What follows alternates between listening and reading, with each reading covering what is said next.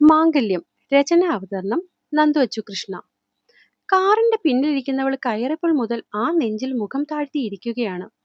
ഇടയ്ക്കിടെ അവളുടെ ശരീരം ഉലയുന്ന കാണുമ്പോൾ അറിയാം പെണ്ണിതുവരെ കരച്ചിൽ നിർത്തിയിട്ടില്ല എന്ന്. അവളുടെ സങ്കടം കണ്ട് സതിയമ്മയുടെ കണ്ണും നിറഞ്ഞൊഴുകുന്നുണ്ട്. എന്നാൽ ബാക്കി മൂന്നുപേരുടെ മനസ്സിൽ അരിശ മാത്രമായിരുന്നു. ഹരിയാണെങ്കിൽ ആ ദേഷ്യം മുഴുവനും ആക്സിലറേറ്റർ കാണിക്കുന്നത് കൊണ്ട് ഇടയ്ക്കിടെ ആൽബിയുടെ കൈ അവന്റെ തുടയിൽ അമർത്തി പിടിക്കുന്നു. ഒരു നിമിഷം ആൽബിയുടെ നോട്ടം അത്രയും ഹരിയിലായി. അവന്റെ ദേഷ്യം കണ്ടിട്ടായിരുന്നു എങ്കിലും ഇങ്ങനെ ആദ്യമായാണ്. അവന്റെ മനസ്സിലേക്ക് കുറച്ചു മുന്നേ കടന്നുപോയ കാര്യങ്ങളൊക്കെ ഒന്നൊന്നായി തെളിഞ്ഞു വന്നു. ആളെ തല്ലാൻ പോയ സേവിയറുടെ കാലിൽ പിടിക്കുന്ന ശാരദയെ പുച്ഛത്തോടെയാണ് എല്ലാവരും നോക്കി നിന്നത്. അതിനിടയ്ക്ക് അവരുടെ കരച്ചിലും കൃഷ്ണൻകുട്ടിയുടെ പറച്ചിലും ഒക്കെ കേട്ട് സേവിയറിനും സംശയം തോന്നിയത് കൊണ്ടാകും അയാളെ വിട്ടിട്ട് അങ്ങേര് ഞങ്ങളുടെ നേരെ വന്ന് തിരിഞ്ഞു നിന്നത്.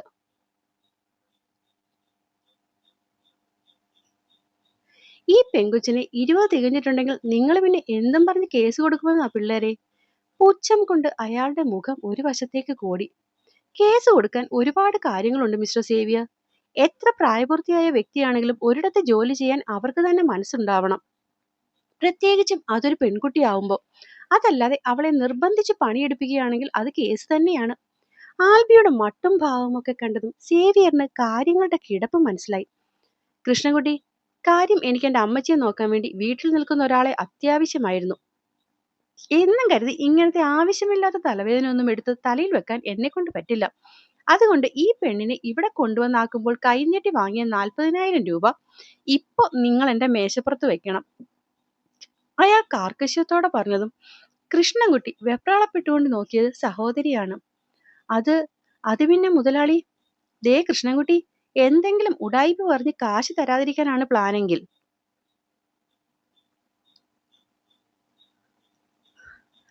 നല്ലോണം അറിയാലോ നിനക്കെന്നെ. പിന്നെ ഈ കരയിൽ നീ രണ്ടു കാലിൽ നടക്കില്ല. പറഞ്ഞില്ലെന്ന് വേണ്ട. അയാളുടെ ഭീഷണി കേട്ടതും കൃഷ്ണൻകുട്ടി നേരെ പെങ്ങളുടെ മുന്നിലേക്ക് ചെന്ന് നിന്നു. പെങ്ങളെ, ഇയാള് പറയുന്നൊക്കെ കേട്ടല്ലോ അല്ലേ? അപ്പോഴേക്കും ശാരദ ഓടി വന്ന് സേവിയറിന്റെ കാലിൽ വീണിരുന്നു. മുതലാളി, ആങ്ങളെ കാശ് വാങ്ങിയത് എനിക്ക് വേണ്ടിയാണ്. എന്റെ മോൻ തമിഴ്നാട്ടിൽ ഓട്ടം പോയപ്പോൾ അവിടെ ചെറിയൊരു പ്രശ്നം.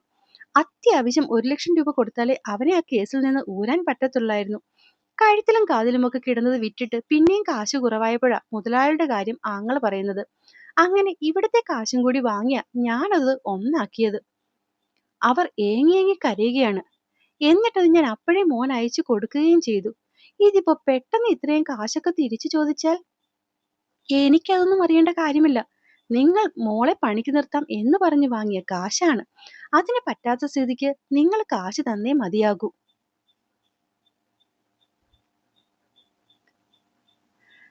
അയാൾ അങ്ങോട്ട് തറ തട്ടേ പറഞ്ഞതും അവര് ഓടി വന്ന് സതിയുടെ അരികിൽ നിന്ന് മണിക്കുട്ടിയെ പിടിച്ച് നേരെ മുന്നിൽ നിർത്തി. ദേ മണിക്കുട്ടി, മുതലാളി ചോദിച്ച കാശ് തിരിച്ചു കൊടുക്കാൻ അമ്മയുടെ അടുത്തില്ല. അതുകൊണ്ട് അമ്മയുടെ പൊന്നു മോള് ഈ 2 മാസം ഇവിടെ നിന്ന് ജോലി ചെയ്യണം. എങ്ങനെയെങ്കിലും ഈ കാശൊന്ന് തീർന്നാൽ നമുക്ക് നമ്മുടെ വീട്ടിൽ പോകാം. അതുവരെ അമ്മയുടെ പൊന്നുമോള് ഇവരുടെ അടുത്ത് ജോലി ചെയ്യും. അല്ലാതെ എന്തെങ്കിലും വന്നാൽ അമ്മ എവിടെ നിന്ന് കാശെടുത്ത് കൊടുക്കും പെങ്കൊച്ചേ? തന്റെ മുന്നിൽ കൈയും കാലും പിടിച്ച് അവതാ പറയുന്ന അമ്മയെ കണ്ടപ്പോൾ അവൾക്ക് ഓർമ്മ വന്നത് കള്ളം പറഞ്ഞ് തന്നെ ഈ വീട്ടിലെ അമ്മമ്മയെ കാണിക്കാൻ കൊണ്ടുവന്നിട്ട് ഒരു വാക്കുപോലും പറയാതെ തന്നെ ഇവിടെ ഒറ്റയ്ക്കാക്കിയിട്ട് ഇറങ്ങിപ്പോയ അമ്മയാണ്. അതുകൊണ്ട് തന്നെ അവളുടെ മുഖം ഒട്ടും അയഞ്ഞില്ല. മോളെ, നിന്റെ ആങ്ങളയ്ക്കൊരു അത്യാവശ്യം വന്നാൽ നീയല്ലേ ഉള്ളു സഹായിക്കാൻ. അത് നിന്റെ കടമയാണെന്ന് കരുതി എന്റെ മോൾ ഇവിടെ നിൽക്ക്. എന്നിട്ട് ഇവരെയൊക്കെ എങ്ങനെയാണെന്ന് വെച്ചാൽ മോള് ഇവിടെ നിന്ന് പറഞ്ഞു വിടാൻ നോക്ക്. അവര് ആഗ്രഹത്തോടെ മണിക്കുട്ടിയെ നോക്കി.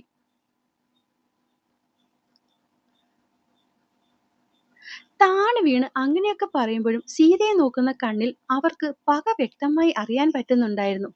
ദേ, നിങ്ങളുടെ നാടകം കാണാനല്ല ഞാനിവിടെ നിൽക്കുന്നത്.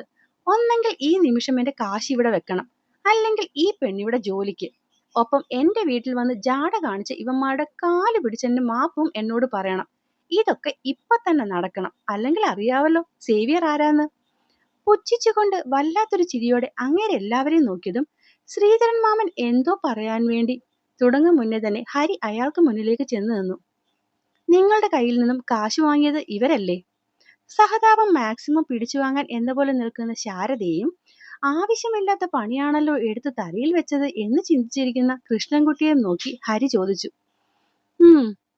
നിങ്ങളുടെ അമ്മച്ചി തന്നെയല്ലേ അകത്ത് വയ്യാതെ കിടക്കുന്നേ?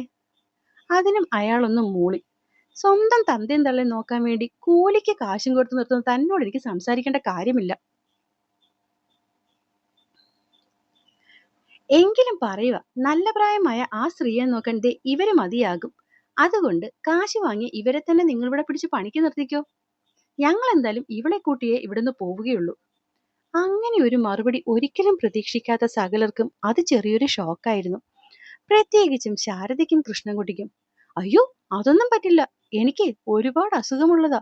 മോളെ മണിക്കുട്ടി, പറയടി അമ്മയ്ക്ക് വയ്യാത്തതാണ്, നീ നിന്നോളാമെന്ന്. അവര് പെട്ടെന്ന് മോളുടെ കയ്യിലേക്ക് പിടിക്കാൻ ചെന്നതും അതിനു മുന്നേ ഹരി അവളുടെ കയ്യും പിടിച്ച് പുറത്തേക്ക് നടന്നിരുന്നു. വിടടാ ചെറുക്ക, നീ ആരാടാ എന്റെ പെങ്കൊച്ചിന്റെ കയ്യിൽ കയറി പിടിക്കാൻ? ദേഷ്യത്തിൽ ഹരി അവിടെ കൈ പിടിക്കാൻ വന്ന ശാരദയെ സീത പിടിച്ചു തള്ളി മാറ്റി. കുടുംബത്തോടെ പിടിച്ച് സ്റ്റേഷനിലാക്കണ്ടെങ്കിൽ മാറി നിൽക്കടി മുന്നീന്ന്. അവൾ നടക്കുന്നു തള്ളമാരെ പറയിക്കാൻ വേണ്ടി. അപ്പോഴേക്കും പെങ്ങളെ തള്ളിയിട്ടത് കണ്ട് കൃഷ്ണൻകുട്ടി അവർക്കിടയിലേക്ക് ചാടി വീണു. പ്രായം തികഞ്ഞ പെണ്ണിനെ അങ്ങനെ കണ്ട ആണുങ്ങളുടെ കൂടെയൊന്നും പറഞ്ഞു വിടാൻ പറ്റില്ലെന്ന്. അതുകൊണ്ട് നിങ്ങൾ ആരായാലും പെങ്കൊച്ചിനെ കൊണ്ടുപോയാൽ ഞങ്ങൾ കേസ് കൊടുക്കും. പറഞ്ഞില്ലെന്ന് വേണ്ട. താൻ കൊണ്ടുപോയി കേസ് കൊടുക്കടോ. ഏത് സ്റ്റേഷനാണെന്ന് പറഞ്ഞാൽ മതി, ഞാൻ കൊണ്ടുവന്നോളാം എന്റെ പെങ്ങള് കൊച്ചിനെ. ഒഴിവാക്കി പോവാ ഞാൻ തന്നെ. എന്നിട്ടും ചൊറിഞ്ഞു നിന്ന് അടി വാങ്ങണ്ടെങ്കിൽ മാറിപ്പോടോ. ശരീരത്ത് പടർന്ന തരിപ്പിന് അങ്ങയുടെ മുഖത്ത് ഒന്ന് പൊട്ടിക്കാൻ തോന്നിയെങ്കിലും ആ സാഹചര്യത്തിൽ അവളെ കൊണ്ട് അത്രയും വഴക്കൊന്നും വേണ്ട എന്ന് കരുതി അപ്പം പെട്ടെന്ന് പോരണം എന്ന് മാത്രമേ അവർക്ക് മനസ്സിലുണ്ടായിരുന്നുള്ളൂ. അങ്ങനെ അവിടെ നിന്നിറങ്ങുമ്പോൾ പുറകിൽ ഭയങ്കര ഒച്ചപ്പാടും ബഹളവും ഒക്കെ കേൾക്കുന്നുണ്ടായിരുന്നു. മൈൻഡ് ചെയ്യാൻ പോയില്ല. അങ്ങനെ അവിടെ നിന്ന് യാത്ര തിരിച്ചിട്ടിപ്പോ ഏതാണ്ട് അരമണിക്കൂർ കഴിഞ്ഞു. എല്ലാവർക്കും ദേഷ്യവും സങ്കടമൊക്കെ മനസ്സിലുണ്ടായിരുന്നെങ്കിലും അപ്പോൾ മുതൽ കല്ലിച്ച മുഖവുമായിരിക്കുന്ന ഹരിയുടെ ഭാവം ഈ നിമിഷവും അങ്ങനെ തന്നെ ഇരിക്കുന്ന കണ്ട് ആൽബിക്ക് ചെറുതല്ലാത്തൊരു ഭയം അവനെ കാണുമ്പോൾ തോന്നുന്നുണ്ടായിരുന്നു. ഇടയ്ക്കൊരിടത്ത് കഴിക്കാൻ നിർത്തി എന്നതൊഴിച്ചാൽ ഒരൊറ്റ സ്പീഡിലാണ് ഹരിയുടെ വണ്ടി വീട് പിടിച്ചത്. ശ്രീധരന്റെ വീട്ടിൽ വണ്ടി നിർത്തുമ്പോൾ അകത്തുള്ളവളെ പിടിച്ചാണ് സീത പുറത്തേക്കിറങ്ങിയത്. എന്തോ ഒരു ദോശ അവളെ നിർബന്ധിച്ച് കഴിപ്പിച്ചു എന്നതൊഴിച്ചാൽ പെണ്ണ് ഒരു വക കഴിച്ചിരുന്നില്ല. ആഹാരമൊന്നും വേണ്ട എന്ന് പറഞ്ഞ് വാശി പിടിച്ച് കഴിക്കാതിരുന്നപ്പോൾ സീത എന്തൊക്കെയോ ഒരുപാട് ദേഷ്യപ്പെടുന്ന കേട്ടിരുന്നു. അതുകൊണ്ടാവും പുറത്തേക്ക് വരാൻ തുടങ്ങിയ ദേഷ്യത്തെ ഹരിയും പാടുപെട്ട് അടക്കിയത്. ആൽബിക്കും അത് കണ്ടപ്പോൾ ഒരു പരിധിവരെ സമാധാനം തോന്നി. ഒരേ സമയം രണ്ടുപേരുടെയും കൂടി വഴക്ക് കേൾക്കാനുള്ള ത്രാണിയൊന്നും അവൾക്ക് ആ നിമിഷം ഇല്ലെന്ന് കാണുന്ന ആർക്കും മനസ്സിലാവുന്നുണ്ടായിരുന്നു. ഒപ്പം ഹരി എന്തെങ്കിലും പറയാൻ കാത്തിരിക്കുകയാണ് പെണ്ണ് പിന്നെയും കിടന്ന് കരയാൻ. തൽക്കാലം അങ്ങനെ ഒരു സിറ്റുവേഷൻ ഒഴിഞ്ഞു പോയല്ലോ എന്നുള്ള സമാധാനത്തിലായിരുന്നു ആൽബിൻ കൂടുതലും. അവിടുന്ന് ചവിട്ടി ഇവിടെ എത്തും വരെ ഹരി ഒരു വാക്കുപോലും മിണ്ടിയിട്ടില്ല. ആഹാരം കഴിച്ചു കഴിഞ്ഞിട്ട് കയറിയ യാത്രയിൽ ശ്രീധരനും സീതയും അത് ശ്രദ്ധിച്ചു. ഒരു ചോദ്യഭാവം പോലെ ശ്രീധരൻ ആൽബിയെ നോക്കുമ്പോൾ അവൻ കണ്ണു ചിമ്മി. വീടെത്തി അവരെ ഇവിടെ ഇറക്കി ഹരി വേഗത്തിൽ സ്വന്തം വീട്ടിലേക്ക് കാർ ഓടിച്ചു കയറ്റി. അവന്റെ കാറിന്റെ ശബ്ദം കേട്ടതും കൈമള് കുഞ്ഞുമായി പെട്ടെന്ന് പുറത്തേക്ക് ഇറങ്ങി ചെന്നു. ഹരി, എന്തായടാ, കൊച്ചിനെ കണ്ടോ? ധൃതി പിടിച്ചുള്ള ചോദ്യത്തിന് ഗൗരവം നിറഞ്ഞ ഒരു നോട്ടവും അതിലും ഗാംഭീര്യം കൂടിയ ഒരു മൂളലും മറുപടി കൊടുത്തവൻ അകത്തേക്ക് കയറിപ്പോയി. നിന്റെ അച്ഛൻ എന്താ പൂവേ, പൊട്ടം കടിച്ചാ? അവന്റെ ആ നോട്ടവും ഭാവവും ഒട്ടും ഇഷ്ടപ്പെടാതെ ചോദിച്ചതും കാണുന്നത് ചുണ്ടും കൂർപ്പിച്ച് അദ്ദേഹത്തെ നോക്കുന്ന കുരുപ്പിനെയാണ്. എന്റെ അരിയല്ല, മുത്തശ്ശനാ പൊത്തൻ. ബെസ്റ്റ്. ബാക്കി ഒന്നിനും നാവ് വഴങ്ങിയില്ലെങ്കിലും അവളുടെ അപ്പനെ കുറ്റം പറഞ്ഞാൽ അപ്പം നാവും വഴങ്ങും, ചുണ്ടും കൂടും. വെറുതെ ഞാൻ ഈ തൈത്തേങ്ങിന് വെള്ളം കോരുന്നത്. മിക്കവാറും നാളികേരം കൊണ്ടുള്ള ഗുണം അവളുടെ അച്ഛനെ കാണത്തുള്ളൂ. ഒറ്റ വായിക്ക് അത്രയും പറഞ്ഞുകൊണ്ട് പെണ്ണിന് ആകെ മനസ്സിലായത് അതിലെ തെങ്ങ് മാത്രമാണ്. മുത്തശ്ശ തെങ്ങാ? കണ്ണുകളെല്ലാം വിരിയിച്ച് പെണ്ണ് ചോദിച്ചു. തെങ്ങല്ലടി, മാവാ. പിന്നെ കൂടുതലൊന്നും സംസാരിക്കാൻ സമ്മതിക്കാതെ വാരി പിടിച്ച് കുഞ്ഞിനെയും എടുത്തുകൊണ്ട് അയാൾ ശ്രീധരന്റെ വീട്ടിലേക്ക് നടന്നു. തനിക്ക് പിന്നാലെ വന്നവനെ ഒന്നും നോക്ക പോലും ചെയ്യാതെ മുറിയിലേക്ക് കയറിയ ഹരി കയ്യിലിരുന്ന താക്കോൽ കട്ടിലേക്ക് വലിച്ചെറിഞ്ഞു. ദേഷ്യത്തിൽ ഇട്ടിരുന്ന ഷർട്ടിന്റെ ബട്ടൺ അഴിക്കുമ്പോഴാണ് പിന്നിൽ നിന്ന് ആൽബി വിളിക്കുന്നത്. ഹരി. അതേ ദേഷ്യത്തിൽ തന്നെ അവൻ തിരിഞ്ഞു നോക്കി. എന്താടാ, എന്താ നിന്റെ പ്രശ്നം? നീ എന്തിനാ ഇത്രയും ദേഷ്യപ്പെടുന്നത്? ഒന്നുമില്ല, കാരണം ഇവിടെ ഇപ്പോൾ നടന്നുകൊണ്ടിരിക്കുന്നതൊക്കെ ഒരുപാട് സന്തോഷം തോന്നുന്ന കാര്യല്ലേ? അതേ നോട്ടത്തിൽ തന്നെ അവനെ നോക്കിക്കൊണ്ട് ഷർട്ട് അഴിച്ചവൻ അവിടെ തൂക്കി. എടാ, സംഭവിക്കാൻ പാടില്ലാത്തതൊക്കെ സംഭവിച്ചു. പക്ഷെ കൂടുതൽ പ്രശ്നമാകുന്നതിന് മുന്നേ നമുക്ക് അവളെ വിളിച്ചുകൊണ്ടുവരാൻ പറ്റിയില്ലേ? സമാധാനം പോലെ പറഞ്ഞ ഉത്തരത്തിന് കലിപ്പിച്ചുള്ള ഒരു നോട്ടമായിരുന്നു ഹരിയിൽ നിന്നും ആൽബിക്ക് കിട്ടിയത്.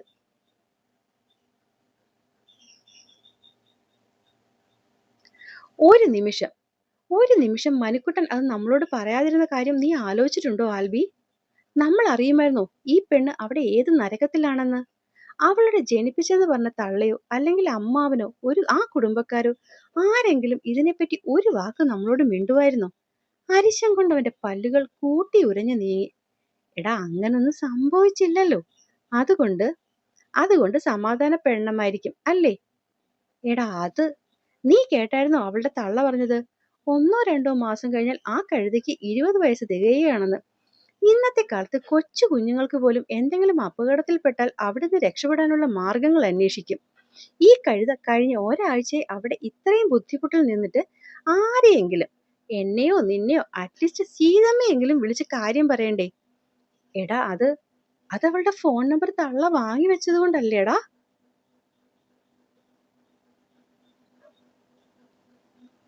അതുകൊണ്ട് തുടരെ തുടരെയുള്ള ഹരിയുടെ ചോദ്യത്തിൽ പലപ്പോഴും ആൽബിക്ക് പതറിച്ചയുണ്ടായി. അപ്പൊ അവൾക്ക് ആരുടെയും നമ്പർ അറിയില്ലായിരിക്കും. ചിലപ്പോൾ അതാകും കാരണം. ബെസ്റ്റ്. എന്ത് നല്ല കാരണം. എടാ, ഓരോ പെൺകുട്ടികൾക്കും അവർക്ക് സുരക്ഷ നൽകുമെന്ന് ഉറപ്പുള്ള മിനിമം 5 പേരുടെ നമ്പരെങ്കിലും അറിഞ്ഞിരിക്കണം. കാരണം എന്തെങ്കിലും ഒരു എമർജൻസി സിറ്റുവേഷനിൽ ഫോൺ ഓഫ് ആവുകയോ നഷ്ടപ്പെടുകയോ ചെയ്താൽ പ്രിയപ്പെട്ടവരെ എങ്ങനെയെങ്കിലുമൊക്കെ അറിയിക്കണ്ടേ? എന്റെ LP സ്കൂളിലെ കുഞ്ഞുങ്ങൾക്ക് വരെ അറിയാമല്ലോ അച്ഛന്റെയും അമ്മയുടെയും ചേട്ടന്റെയും ഒക്കെ നമ്പർ കാണാപ്പാഠം.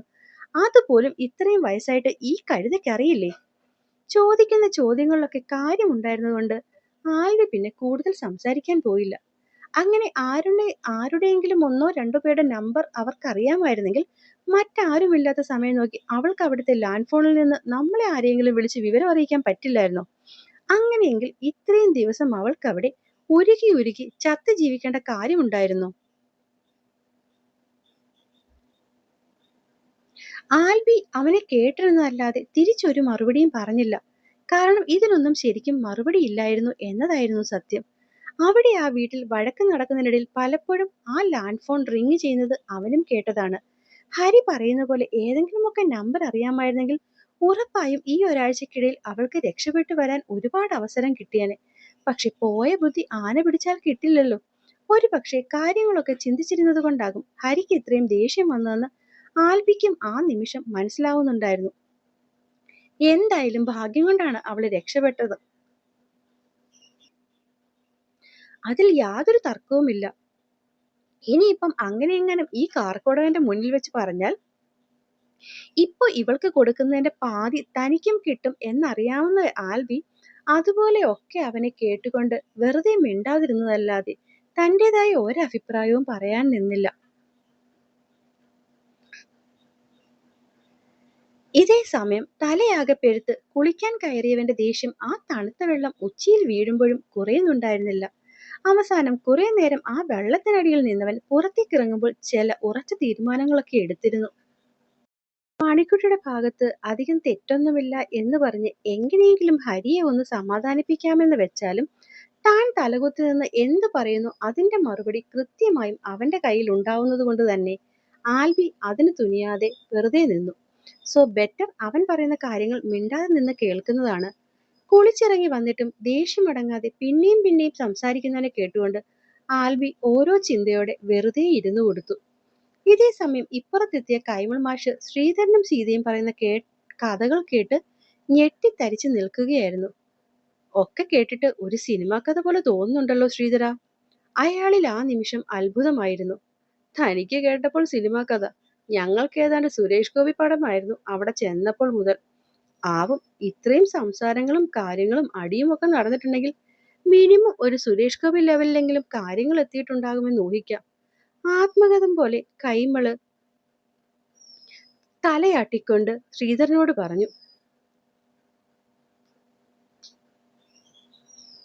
സത്യം പറയാലോ, സാധാരണ കഥകളിലൊക്കെയാണ് ഇങ്ങനത്തെ ദുഷ്ടതരമൊക്കെ വായിച്ചിട്ടുള്ളത്. ഇതിപ്പോ സ്വന്തം അമ്മ തന്നെ. അതേ കൈമളേട്ടാ ഞാനും ചിന്തിക്കുന്നത്. സാധാരണ അമ്മമാർക്ക് രണ്ടു മക്കളും ഒരുപോലെയല്ലേ? ഇനിയിപ്പോ ഇത്തിരി അങ്ങോട്ടോ ഇങ്ങോട്ടോ വന്നാൽ പോലും മൂത്ത മോനോട് കുറച്ചധികം സ്നേഹം കാണിച്ചേക്കും. എന്നാലും ഇത് പക്ഷെ ശാരദ ഒരു മനസാക്ഷിയില്ലാത്ത പരിപാടിയാ പെങ്കൊച്ചിനോട് കാണിച്ചത്. വെള്ളമടിച്ച് മോനേതോ നാട്ടുകാരുടെ കടയില് വണ്ടി ഇടിച്ച് കയറ്റിയതിന് നഷ്ടപരിഹാരം ഉണ്ടാക്കാൻ മോളെ കണ്ടിടം കൊണ്ട് നിർത്തുക. അതും അവൾ പോലും അറിയാതെ കാശും മുൻകൂർ വാങ്ങിക്കൊണ്ട്. എന്തുട്ട് ജാതി സ്ത്രീയാണോ ആവോ? സതി പല്ലു ഞെരിച്ചു. അയ്യോ, അത് പറഞ്ഞപ്പോഴാ ആലോചിക്കുന്നത്. നിങ്ങൾ കൊച്ചിനെ തിരിച്ചു വിളിച്ചുകൊണ്ട് വന്നിട്ട് ആ കാശിനി എങ്ങനെയാ? ആര് കൊടുക്കും അവരുടെ കാശ്? പെട്ടെന്ന് ഓർത്ത പോലെ കൈമളി ചോദിച്ചതും അതുവരെ ദേഷ്യം പിടിച്ചു നിന്ന സീതയുടെയും ശ്രീധരന്റെയും മുഖത്ത് മനോഹരമായൊരു പുഞ്ചിരി വിരിഞ്ഞു.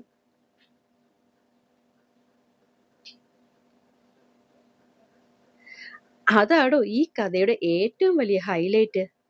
എന്ത്? ഈ പ്രശ്നങ്ങളൊക്കെ നടക്കുമ്പോൾ ആദ്യം മുതൽ ഹരി മണിക്കുട്ടനുമായി പുറത്തായിരുന്നു.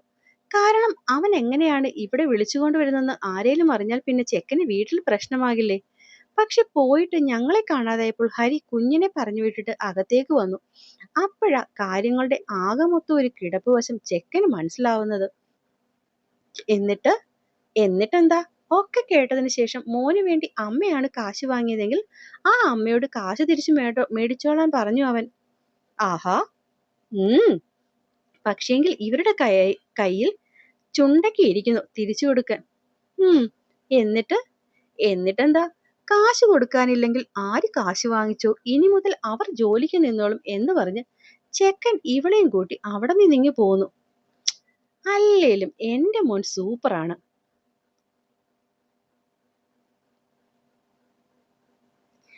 അവന്റെ ആ പ്രവൃത്തി നല്ലോണം ഇഷ്ടപ്പെട്ട പോലെ കൈമളിന്റെ മുഖമൊക്കെ അങ്ങ് സന്തോഷത്തിലായി. ഉവ്വ, ഇത്തിരി നേരം കൂടി ആ ചെറുക്കൻ അവിടെ നിന്നിരുന്നെങ്കിൽ മിക്കവാറും ആ സേവിയർ അവന്മാർ രണ്ടുപേരും കൂടി ചവിട്ടിക്കൂട്ടി ചുവരിൽ തേച്ചേനെ. രണ്ടും ഒന്നിനൊന്ന് മെച്ചമുള്ള നേറുകളാണ്. പറയുമ്പോൾ ആൽബിയുടെ ഭാവങ്ങളായിരുന്നു സീതയുടെ മനസ്സ് നിറയെ.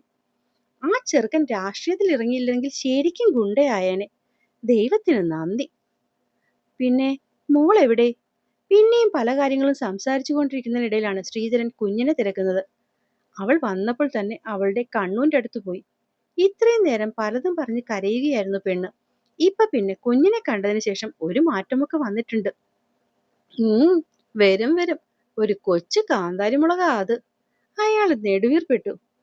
കണ്ണു കണ്ണൂന് ബെസമ്മ ആന്നോ? ഒഴുകിയിറങ്ങുന്ന കണ്ണുനീർ തുള്ളികളെ കുഞ്ഞി കൈകൊണ്ട് തുടച്ച് പൂവ് ചോദിക്കുന്ന കേട്ടതും അവളുടെ കണ്ണു നിറഞ്ഞു. അത് കണ്ടതും മോളും വിതുമ്പി തുടങ്ങി. കണ്ണൂന്റെ പൊന്ന് കരയല്ലേ, കരഞ്ഞ കണ്ണൂന് വിഷമം വരും. കുഞ്ഞിക്കണ്ണ് നിറഞ്ഞതും അതുവരെ മോളെയും നോക്കി കട്ടിലിൽ കിടന്നവൾ പെട്ടെന്ന് ചാടി എഴുന്നേറ്റു. കണ്ണു കയമ്പം എനിച്ചും വിഷമം വരും. കണ്ണു കയ്യല്ലേ, കണ്ണു നല്ല ബേബിയല്ലേ, സുന്ദരിയല്ലേ, സ്വീറ്റ് സ്വീറ്റ് ബേബിയല്ലേ, അമ്പിളി കുഞ്ഞാവയല്ലേ, കൈയല്ലേ മോള്? അവളുടെ താടിയിൽ പിടിച്ചുകൊണ്ട് കുഞ്ഞ് അവളെ ഒമ്പോലിച്ചു തുടങ്ങിയതും പെണ്ണ് നിലവിട്ട് കരഞ്ഞുപോയി. ഇത്തിരി കാലം കൊണ്ട് ആ പെണ്ണ് കൊടുത്ത സ്നേഹം അത്രയും 1000 ഇരട്ടയായി തിരിച്ചു നൽകുകയായിരുന്നു കുഞ്ഞിപ്പെണ്ണ് ആ നേരം. ഈ നേരം വരെ തന്റെ അമ്മ തന്നോട് കാണിച്ചത് അത്രയും ആലോചിച്ചുകൊണ്ട് ദൈവത്തോട് പരാതി പറയുകയായിരുന്നു മണിക്കുട്ടി. പക്ഷേ ഇപ്പോൾ ഈ കുഞ്ഞിന്റെ നിഷ്കളങ്ക സ്നേഹം കിട്ടുമ്പോൾ ഇത്രയും നേരമില്ലായിരുന്ന സന്തോഷമൊക്കെ തിരിച്ചു വരുന്നുണ്ട്. ഒന്നും ആഗ്രഹിക്കാതെ തന്നെ സ്നേഹിക്കാൻ ഒരാൾ. അവള് പിന്നെയും പിന്നെയും ആ കുഞ്ഞിപ്പെണ്ണിന്റെ മുഖം ആകെ ചുംബനങ്ങൾ കൊണ്ട് മൂടി. ഇല്ലടാ പൊന്നെ, കണ്ണു കരയില്ല. എന്റെ പൊന്നിന് സങ്കടം വരുന്ന ഒന്നും കണ്ണ് ചെയ്യില്ല. നോക്കിക്കേ, കണ്ണ് കരയുന്ന നിർത്തിയില്ലോ. അവളെ ആകെ പിടിച്ചെടുത്ത് മുത്തി പറയുമ്പോഴും അവളുടെ കണ്ണുകൾ നിറഞ്ഞൊഴുകുന്നുണ്ടായിരുന്നു. പിന്നെന്താ ഇത് സ്റ്റോപ്പാവാത്തെ? അവളുടെ നിറഞ്ഞൊഴുകുന്ന കണ്ണുകളെ നോക്കി കുഞ്ഞ് സംശയത്തോടെ ചോദിച്ചു. അതോ, അതൊരു സന്തോഷമാണ്. പിന്നെയും ആ കുഞ്ഞിക്കണ്ണുകൾ ചുരുങ്ങി. സത്യംടാ പൊന്നെ, ഇപ്പൊ എന്റെ പൊന്നിന് എന്നെ ഒരുപാട് ഇഷ്ടമല്ലേ? ആ സന്തോഷമെല്ലാം കൂടി കണ്ണുവിന്റെ നെഞ്ചിൽ വന്ന് ഇങ്ങനെ നിറഞ്ഞിട്ട് ഒരുപാട് കൂടി അതങ്ങ് പുറത്തേക്ക് പോവാ. ഓ, അപ്പൊ ഹരിക്കും സന്തോഷാ അല്ലേ? പെട്ടെന്ന് ഹരിയുടെ പേര് കേട്ടതും അവള് കുഞ്ഞിനെ ഒന്ന് നോക്കി.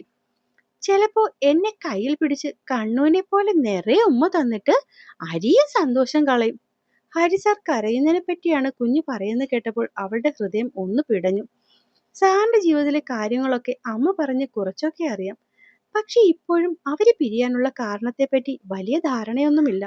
എന്തോ സംസാരിക്കുമ്പോഴൊക്കെ അമ്മയ്ക്കത് പറയാൻ താല്പര്യമില്ലാത്ത പോലെയാണ് തോന്നിയിട്ടുള്ളത്. പിന്നെ അറിഞ്ഞിട്ട് തനിക്കും വലിയ കാര്യമില്ലാത്തത് കൊണ്ട് താനും ഇന്ന് വരെ ചോദിച്ചിട്ടില്ല. പക്ഷെ ഈ കുഞ്ഞിങ്ങനെ മാറോട് ചേർത്ത് പിടിക്കുമ്പോൾ ദേഷ്യത്തിന്റെ മുഖംമൂടിക്ക് പിന്നിൽ സ്വയം ഒളിച്ച് മറ്റുള്ളവരിൽ നിന്നും മുഖം താഴ്ത്തി നടക്കുന്ന മറ്റൊരാളെ പറ്റിയും ആലോചിച്ചപ്പോൾ അന്ന് ആദ്യമായി ഹരിയുടെ ജീവിതത്തിൽ എന്താകും നടന്നിട്ടുണ്ടാവുക എന്നറിയാനുള്ളൊരു ആകാംക്ഷ മണിക്കുട്ടിയിൽ ആ നിമിഷം വളരെയധികം ഉണ്ടായി. അപ്പോൾ സ്റ്റോറി ഇഷ്ടപ്പെടുന്നുണ്ടെങ്കിൽ സപ്പോർട്ട് ചെയ്യാൻ മറക്കല്ലേ. നന്ദി.